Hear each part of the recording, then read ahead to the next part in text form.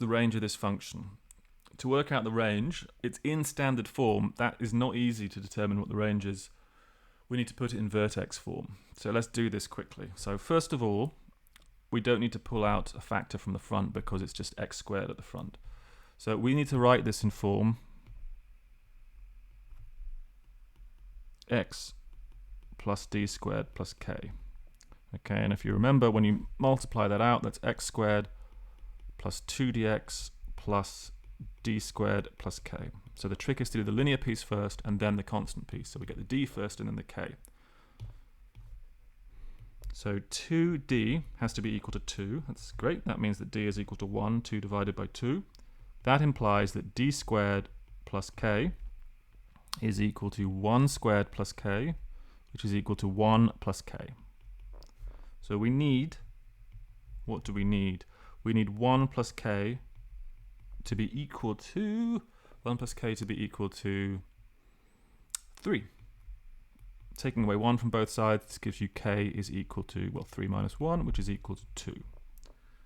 So putting all this together, f of x is equal to x plus 1, is that right? Plus 2. So this now is in vertex form. And what do I see? Well, I can see it's going to be a parabola kind of with a U shape because it's a positive number in front of the x squared, okay, namely 1. And what's the lowest point?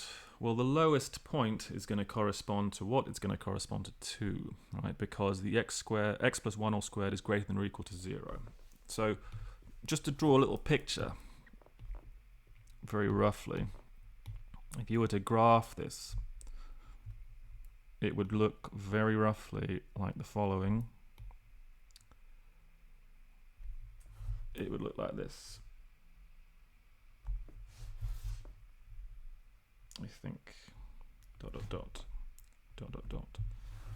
And the crucial thing, and this is the reason it's called vertex notation, the crucial thing is that this position at the bottom is minus d comma k. So in this case it's minus 1, 2.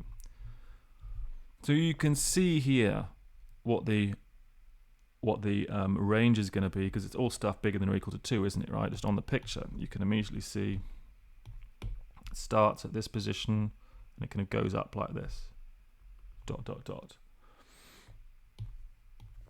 So once we're in vertex notation, we can just immediately conclude the range is equal to, it's 2 onwards. So again, you could try to memorize the result as written in the core video, but I think it's better to understand why it's true, because then you'll really internalize it and you won't forget it. So it's all to do with understanding kind of the shape of the graph once you've put it in vertex form.